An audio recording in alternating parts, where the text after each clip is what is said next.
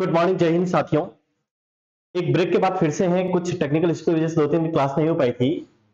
हम राजस्थान वन्यजीव अभयारण्य का चैप्टर पढ़ रहे थे और वन्यजीव अभयारण्य के चैप्टर में बहुत सारी चीजें हमने पढ़ ली है, कुछ चीजें रह गई है, उसको मैं आज कंप्लीट कराना चाह रहा हूं। यहाँ आपके पास कुछ स्लाइडें लगेगी आज, उस स्लाइडों से बहुत सारी चीजें हैं। ये जिसको देखेंगे हम लोग, इसको मैं बाद में बताऊंगा क्या चीजें नहीं है। पहले हम लोग इधर आते हैं, कुछ चीजें जो हमारे पास काम की है उसको हम देख लेते हैं। अब हमारे पास क्या क्या चीजें हैं। आप पढ़ रहे हैं राजस्थान में वन्यजीव अभयारण्य।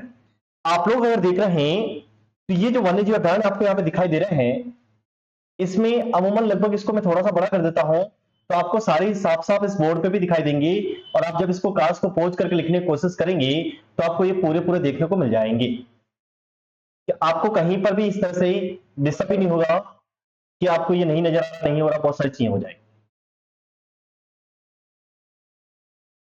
अगर इसको हम देखें तो ये साफ साफ है, नहीं है तो इसको थोड़ा छोटा कर लेता हूं मैं, अब दिख जाएगा आपको। और इसमें है क्या चाहिए, इसको देखो। राजस्थान के वन्यजीव अभयारण्य की बात करनी थी कि कितने वन्यजीव अभयारण्य हैं, वाइल्ड लाइफ सेंचुरीज की बात करना चाहता।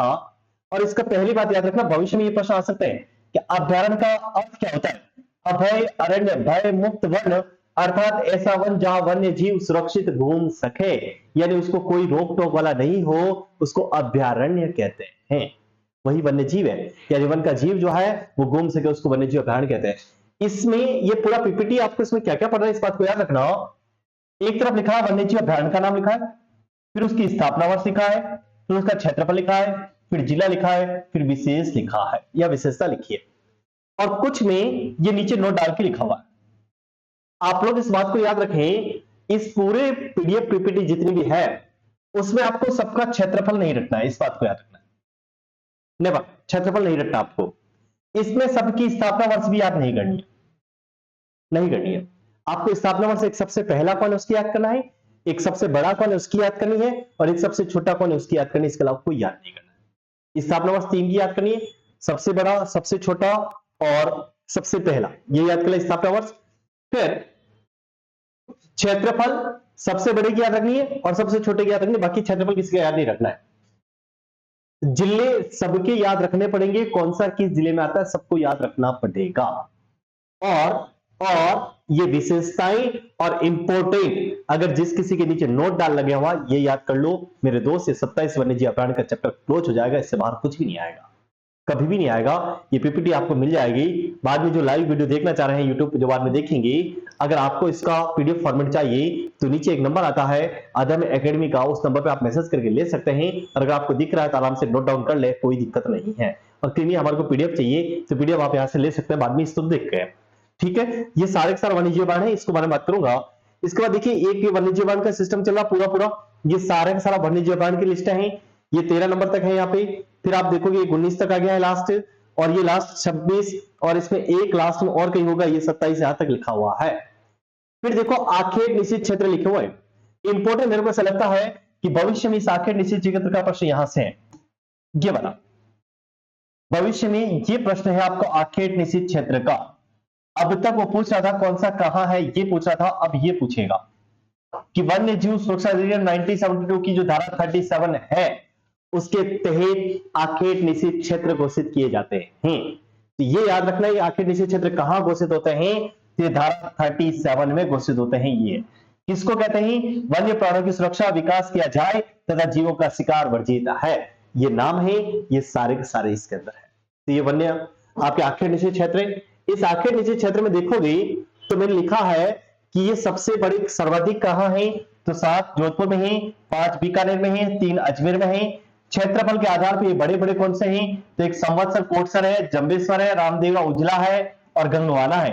संवत्सर कोटसर चूरू, जंबेश्वर जोधपुर, रामदेवरा जैसलमेर और गंगवाना अजमेर। इनके क्षेत्रफल भी लिखे हैं और प्रमुख वन्य जीव कौन सा वो भी इसके अंदर लिखा हुआ है। फिर क्षेत्रफल के आधार पर 4 छोटे कौन से हैं वो लिखे हैं, ये क्षेत्रफल भी याद रखना है और जिले भी याद रखें, ये प्रश्न आपसे पूछे जा सकते हैं। ये 4 छोटे यहां तक आ चुके हैं। फिर देखो लिखे शुभंकर, वेरी वेरी इंपॉर्टेंट,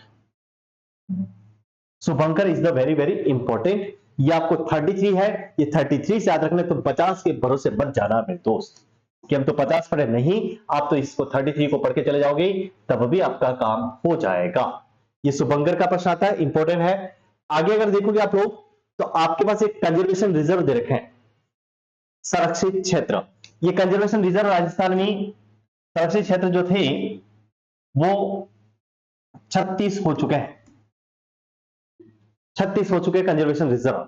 आखिर निश्चित क्षेत्र 33 थे, उसमें मैंने कहा था आखिर निश्चित क्षेत्र 33, और हमने आगे पढ़ा चुका हूं कि आखिर निश्चित क्षेत्र जो लिखे हैं यहां देख ले हम लोग, ये आखिर निश्चित क्षेत्र हैं, टोटल थे कितनी 33, लेकिन प्लस एक और हो गया, और मैंने कहा था एक कौन सा जुड़ा है, वो जुड़ा आसिंद, और आसिंद हे कहा का, ये भीलवाड़ा का है, भीलवाड़ा का यासिन जुड़ गया है। और ये इसी वर्ष जो बजट आया था उस बजट में इसकी घोषणा हुई थी, यानी बजट 2024 में इसकी घोषणा हुई थी, इस बात को याद रखें, बजट 2024 में।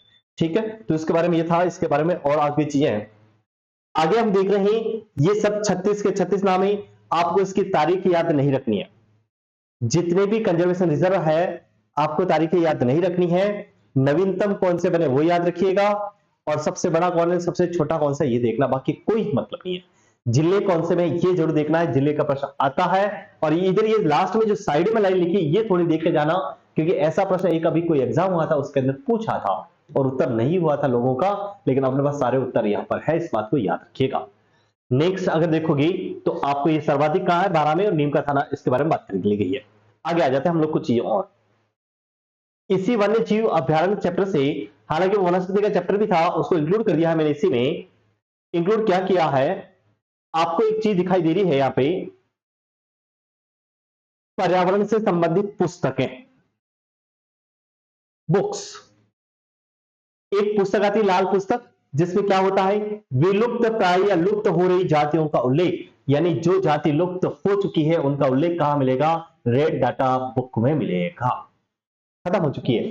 फिर क्या करें, एक सफेद पुस्तक है, संकटग्रस्त या संकटपन जातियों का उल्लेख है, व्हाइट किताब में संकट जो है उनका उल्लेख मिलेगा, और आपको क्या लिखा जाता है, रेड डाटा बुक में। रेड डाटा बुक में खत्म हो चुकी उनका उल्लेख है, संकट व्हाइट है, कैसे याद रखोगे, परिवारों में समाजजनों में संकट की घड़ी आती है, व्हाइट कपड़े पहने जाते हैं, संकट की घड़ी आप लोग समझते हैं, संकट की घड़ी किसी का देहावसान हो जाता है और जब पहना जाता है तो व्हाइट ही कपड़े पहने जाते हैं, सफेद कपड़े आप लोग देखते हैं देहावसान के समय, अमून व्हाइट कपड़ा। आप लोग घरों में देखो, संकट की घड़ी जब आती है तो एक उत्तराधिकारी होती है, रस्म होती है जिसको हम लोग कहते हैं पगड़ी दस्तूर, पगड़ी का रस्म, और उसमें बहुत सारी समाजों में व्हाइट पगड़ी पहनाई जाती है बड़े पुत्र को, तो वो संकट की घड़ी में उसका उत्तराधिकारी बना। तो इट मीन संकटग्रस्त जो है वो किस में मिलेंगे, सफेद में मिलेंगे। फिर देखो पीलो पुस्तक, पीली पुस्तक समझने का बेसिक जुगाड़ है, ट्रैफिक सिग्नल एक लाइट होती है, उसमें एक रेड होती है, एक ग्रीन होती है और एक येलो होती है। वो येलो लाइट ऐसे बंद होती है, चलती बंद होती है, चलती है, तो क्या करता है कैंडिडेट, गाड़ी चलाने वाला दोनों तरफ देखता है, साइड तेजी से चला जाता। वही बात यहाँ कहना चाहता कि लुप्त हो रही ऐसी जातियां जिनकी संख्या सतत रूप से तेजी के साथ कम होती जा रही है, यानी वो ट्रैफिक लाइट पे जब लाइट होती है येलो तो तुम तेजी से गाड़ी चलाते हो, तो लाल पुस्तक क्या कहना चाह रही है, तेजी से जो रूप कम हो रहे हैं उनका उल्लेख लाल यानी येलो किताब में है। फिर भूरे रंग की पुस्तक, ब्राउन, जिसको आप लोग कहते हैं धुंधलापन, धुंधला है, ब्राउन है, वो क्या कह रहा है, विवरण उपलब्ध नहीं लेकिन ऐसी आशंका है कि जिनकी संख्या कम हो रही है, कि भूरा भूरा है, कि ऐसा हो सकता है, संख्या दर्ज की जा रही है, कोई जीव जानवर जा रहा है उसको कहते हैं भूरे रंग का, लेकिन आपको पता नहीं कौन से कलर का है, वो उसके बारे में बात करना चाह रहा है। हरी पुस्तक, हरी झंडी दिखाते, यानी जो कुछ होता है सबको हरी झंडी दिखाते, यानी ऐसे वन्य जीव जिसको हमने बचा लिया उनका उल्लेख कहां मिलेगा, हरी पुस्तक में मिलेगा। और मेरे दोस्त ये सारी किताबें मैंने आप एक जगह लिखाई है, कोई बाजार की किताब आपको सारी एक जगह नहीं बता सकते, इसकी गारंटी मेरी है। बाजार की किताब केवल लाल पुस्तक बताती है, इसके अलावा कुछ नहीं बताती है, जबकि मैंने सारी किताब एक साथ करी है और ये प्रश्न आया तो आपको सारी किताबों का उत्तर यहां पर है, इस बात को याद रखिएगा। फिर देखो लिखा, रेड डाटा लिस्ट स्विट्जरलैंड स्थित विश्व संरक्षण संस्था international union for conservation of nature IUCN जारी करती है। या IUCN की फुल फॉर्म देखकर जाना मेरे दोस्त, ये आती है, इंडियन ज्योग्राफी इसको मैं पढ़ाता हूं ढंग से, अलग कहानी उसको वहां पर बात करेंगे। फिर लिखा आपके पास कि पर्यावरण से संबंधित प्रमुख दिवस, आपके पास जो एनवायरमेंट है इस एनवायरमेंट से संबंधित बहुत सारे डे आते हैं, दिवस। इन दिवस की थ्योरी क्या होती है कि विश्व वानिकी दिवस 21 मार्च, विश्व पृथ्वी दिवस 22 अप्रैल, जैव विविधता दिवस 22 मई, विश्व पर्यावरण दिवस 5 जून, पहली बार कब बनाया वो लिखा है विश्व वानिकी सप्ताह 1 से 7, खेजड़ी दिवस 12 सितंबर, ओजोन 16 सितंबर, वन्य प्राणी सप्ताह लिखा है, फिर अंतरराष्ट्रीय जैव विविधता, ये सब देखकर जाने हैं। हो सके तो मेरे दोस्त जब पेपर देने जाओ तो जैसे अभी वर्ष 2024 चल रहा है, तो आप लोग गूगल सर्च करके ये जितने भी डे हैं इन डे की थीम को ढूंढ लें, इन डे की थीम को ढूंढ लें। कोई भी दिवस अगर मनाया जाता है उसकी कोई न कोई विशेष एक पर्पज होता है, कोई न कोई उसकी विशेष थीम होती है, तो आप उस थीम को भी ढूंढ कर जा सकते हैं। प्रश्न आपको यहां से भी पूछा जा सकता है। ये इसके बारे में बात करनी थी, ये डे था। आगे इसमें देखोगे तो ये वनस्पति है प्रमुख। ये प्रश्न अमूमन साइंस का होता है, ज्योग्राफी वाले बंदे का नहीं होता है, ये साइंस का होता है, लेकिन हम लोग फिर भी पढ़ा लेते कभी कभी कि मरुद्भिद वनस्पति किसको कहते हैं, जिसको जारफाइट लिखा है कि राजस्थान के पश्चिम भाग में कांटेदार झाड़ी वृक्षों के रूप में ये एक सारी वनस्पतियां, इसको भी देखकर जानी चाहिए। ये साइंस का प्रश्न आता है। कहां से आता है? साइंस से। ज्योग्राफी के नहीं आता है, लेकिन मैं फिर भी बच्चों को पढ़ा देता हूं, कभी आ जाए तो उत्तर राइट करके आ सकता है। क्लियर बात को? तो इसको भी आपको देखकर जाना, ये प्रश्न आपसे पूछे जा सकते हैं। ये इसी वनस्पति का हिस्सा था लास्ट में, और ये सारा चैप्टर था जिसमें हमारे को चलना था, और हमने इसको बहुत सारी चीजें कवर करी है। अगर ये किसी को नहीं दिखाई दिया साफ क्लास में, तो आप लोग भविष्य में नीचे एक नंबर है उसमें फोन करके या मैसेज करके सर से मांग ले, सर आपको उपलब्ध करा देंगे। हम इसको आगे ले चलते हैं। अब आगे हमारे पास क्या पढ़ना है हम उसको देखते हैं कि हमारे पास है क्या चीज है। ठीक है, तो हम इसको आगे पढ़ना शुरू करेंगे। अब हमारे पास क्या चीज है, हमें इसमें और पढ़ना क्या रह गया था? हमें पढ़ना है राजस्थान का राज्य पक्षी। राजस्थान का राज्य पक्षी। अगर इस राजस्थान के राज्य पक्षी की बात करोगी तो है कौन, क्या है, नहीं है, उसके बारे में बात करेंगे। तो हमने कहा था कि राजस्थान का राज्य पक्षी है कौन? घोड़ावन। चिंकारा सही है, घोड़ावन। अपने को नहीं आता, ठीक है, देख लेना आप लोग। किसको कब घोषित किया? तो इसको घोषित शायद मेरे हिसाब से 21 मई 1981 में किया था। ठीक है, फिर बात करो इस घोड़ावन का अंग्रेजी नाम। घोड़ावन का अंग्रेजी नाम, अंग्रेजी नाम इसको क्या लिखते हैं? Great Indian bustard. हिंदी नाम इसको हिंदी में क्या लिखते हैं? तो हमने कहा था इसको हिंदी में लिखते हैं सोहन चिड़िया। सोहन चिड़िया। बात आता है इसका वैज्ञानिक नाम, इसको वैज्ञानिक भाषा में क्या बोलते हैं? वैज्ञानिक नाम, तो इसको वैज्ञानिक भाषा में लिखते हैं कोरियोटिस। कोरियोटिस नाइग्रीसेप। कोरियोटिस नाइग्रीसेप। फिर अगर हम बात करें इसके अन्य नाम और कौन कौन से हो सकते हैं, और ये अन्य नाम इंपॉर्टेंट हो सकते हैं मेरे हिसाब से। अन्य नाम, अन्य नाम की बात करो, नाहरगुंजनी, चिड़िया तुकदार। नाहरगुंजनी, चिड़िया तुकदार, माल मोरडी, माल मोरडी, गुधना, हुकना लिखना, हुकना, हुकना, गुधनमीर, गुधनमीर। और इसी को हम लोग क्या कहते हैं? तो इसको हम लोग कहते हैं राजस्थान का सारंग। राजस्थान का सारंग, राजस्थान का सारंग।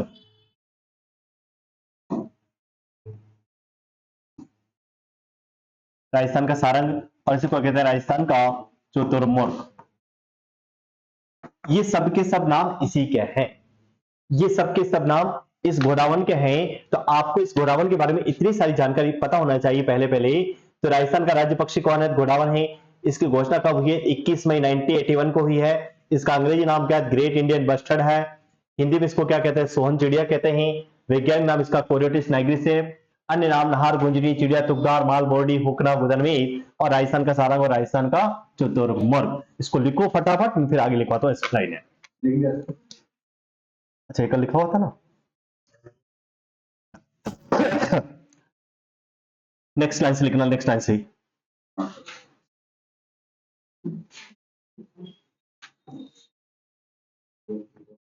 नेक्स्ट लाइन से लिखना है, नेक्स्ट लाइन से लिखो। बहुत सारों ने लिख लिया है, लेकिन आज लिखना है कुछ लाइन नहीं, लिखना है एक लाइन को। शर्मीले स्वभाव का, शर्मीले स्वभाव का, शर्मीले स्वभाव का यह पक्षी, शर्मीले स्वभाव का यह पक्षी मूलतः, शर्मीले स्वभाव का यह पक्षी मूलतः, मूलतः अफ्रीका का है, मूलतः अफ्रीका का है। यह, यह पेड़ पर नहीं बैठता है, पेड़ पर नहीं बैठता है और जल के किनारे, और जल के किनारे घोंसला बनाकर रहता है, जल के किनारे घोंसला बनाकर रहता है। एकांत प्रिय पक्षी है, एकांत प्रिय पक्षी है। Next line. 5 जून 2013 को, 5 जून 2013 को राजस्थान सरकार ने, राजस्थान सरकार ने गोडावण को बचाने के लिए, गोडावण को बचाने के लिए project great Indian bustard, project great Indian bustard प्रारंभ किया, प्रोजेक्ट ग्रेट इंडियन बस्टर्ड प्रारंभ किया। यह मुख्य रूप से, यह मुख्य रूप से राष्ट्रीय मरुद्यान जैसलमेर, राष्ट्रीय मरुद्यान जैसलमेर, राष्ट्रीय मरुद्यान जैसलमेर, सोरसन 12, सोरसन 12, सौखलिया अजमेर, सोरसन 12 सौखलिया अजमेर में पाया जाता है, पाया जाता है। Next line, next line. IUCN ने, IUCN ने रेड डाटा बुक में, रेड डाटा बुक में इसे गंभीर रूप से, इसे गंभीर रूप से संकटग्रस्त प्रजाति में, संकटग्रस्त प्रजाति में रखा है, संकटग्रस्त प्रजाति में रखा है। अगली लाइन इंपॉर्टेंट हो सकती है, इंपॉर्टेंट हो सकती है। 1980 में 980, 1980 में इस पर डाक टिकट, 1980 में इस पर डाक टिकट जारी किया, डाक टिकट जारी किया। Next line, next line. Godawan hatching centre, godawan hatching centre, godawan hatching centre Kota व जैसलमेर में, कोटा व जैसलमेर में, कोटा व जैसलमेर में।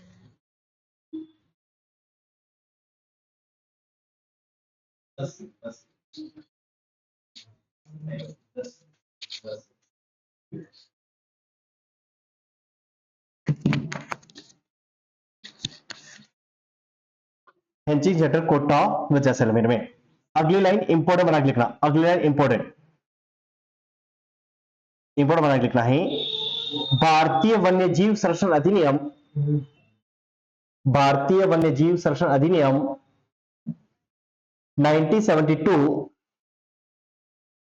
भारतीय वन्यजीव संरक्षण अधिनियम 1972 की अनुसूची फर्स्ट में वन, की अनुसूची फर्स्ट में इसका उल्लेख है, इसका उल्लेख है, इसका उल्लेख है। देखो एक प्रश्न आना तो नहीं है, लेकिन मेरे को ऐसा लगता है कभी आ जाए तो आप क्या करोगे, ध्यान रखना। आपको पूछे राजस्थान में गोडावन स्मारक कहां है, कोई बता सकता है क्या उत्तर? मेरे को लगता आता तो नहीं है, लेकिन आ जाए तो क्या करोगे? गोडावन स्मारक कहां है? स्मारक पूछा मैंने, ये नहीं पूछा वो कहां मिलता है, नहीं वो सब खेल खत्म हो गया। गोडावन स्मारक कहां है, कोई बता सकता है? नहीं बता सकते। क्या है, सीधे सुनना। राजस्थान में पहली बार जन सहयोग से निर्माण, पहली बात तो याद रखना, सरकार का इसके अंदर कोई पैसा नहीं लगा, जन सहयोग से निर्माण हुआ। बना हुआ कहां है? अगर गोडावन स्मारक बात करोगे तो देगराय मंदिर के पास, देव नहीं है देगराय, ध्यान रखना, देगराय मंदिर के पास जैसलमेर, देगराय मंदिर के पास जैसलमेर। और जैसलमेर में प्रॉपर जो जगह पड़ती है, इस जगह की अगर नाम बात करोगे तो जगह का नाम है रासला। क्या नाम है? रासला। रासला देगराय मंदिर के पास ये बन रहा है। और इसको क्यों बना रहे इस बात को याद रखो, एक गोडावन जो था वो गोडावन बिजली की लाइन में, बिजली की लाइन में उलझकर मर गया था, में मृत्यु। तो उसके लिए लोगों ने कहा कि हमारा स्मारक बनाएंगे, उसके लिए लोगों ने स्मारक बना दिया, सरकार ने कोई पैसा नहीं दिया। अभी अभी लेटेस्ट में महीने भर पहले हाईकोर्ट और सुप्रीम कोर्ट ने फटकार लगाई राजस्थान सरकार को कि आपको कहा इस गोडावन को बचाने हैं और आप लाइनें अंडरग्राउंड करनी थी, वो लाइनें अभी तक अंडरग्राउंड क्यों नहीं हुई? और वो थोड़ा सा उड़ता है तो इनके पिंजरों में फंस जाता है तारों में और वो मर जाता है। ये गोडावन की कहानी है, क्योंकि संख्या बहुत कम है इसलिए सरकार ने कहा इसको बचाना चाहिए। ये सारा गोडाउन का इतना खेल है। ठीक है, नेक्स्ट लिख रहे हैं, फटाफट लिखो, पार्ट में लिखोगे, ठीक है। अब आ जाओ राजस्थान राज्य पशु। देखो राजस्थान राज्य पशु दो है हमारे पास, एक कौन है? चिंकारा, दूसरा कौन है? ऊंट। बताओ चिंकारा को कब घोषित किया, ऊंट को कब घोषित किया? तारीख चाहिए, तारीख मेरे दोस्त, मेरे दोस्त तारीख चाहिए। इस तरह से काम नहीं चलेगा मेरे दोस्त, तारीखों के बिना काम नहीं चलेगा, क्योंकि एग्जामिनर बड़ा चालाक है। जितने होशियार तुम लोग हो उससे डेढ़ जाना उसको कहते हैं, शेर को सवा शेर मिल जाता है, जिसको उसको कहते हैं डेढ़ शाना है। चिंकारा को करा था 12 दिसंबर 1981 और ऊंट को करा था 30 जून 2014। ये तो याद होगी थी, उधर की नहीं थी, मेरे को पता है। अब देखो ऊंट का क्या है, अलग कहानी अपनी देखिए, ठीक है ना।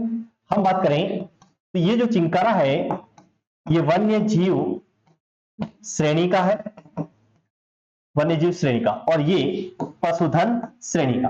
और अभी शायद सीईटी में किसी शिफ्ट में आया था प्रश्न, यही पूछा उसने कि राजकीय पशु कौन सा है, तो चिंकारा और ऊंट, यही प्रश्न था सीधा सा। अब इसका बात करो वैज्ञानिक नाम, चिंकारा का, ऊंट का नहीं, ठीक है ना। इसका वैज्ञानिक नाम लिखा हुआ मिलेगा आपको, वेरी गुड, गजेला, गजेला, गजेला, गजेला, या फिर इसी को एक नाम और देते हैं एंटीलॉप। क्या बोलते हैं इसको, एंटीलॉप, या फिर क्या बोलते हैं इसको, छोटा हिरण। ठीक है, ये राजकीय पशु, राज्य पशु, इसके बारे में बात करनी है।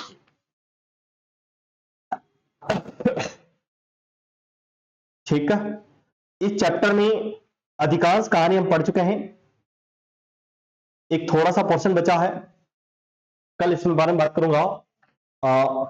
एक जैव विविधता के बारे में बात करनी है मेरे को, इसका नाम किसने दिया, कंसेप्ट क्या आया, क्या आया, नहीं आया, सब कुछ जैव विविधता, बायोडाइवर्सिटी के बारे में बात करनी है। जैव विविधता का संरक्षण कैसा होता नहीं होता है, इसको हम कल पढ़ेंगे, बायोडाइवर्सिटी है क्या चीज है। ठीक है, जैव विविधता के बारे में बात करेंगे कल। तब तक के लिए जय हिंद।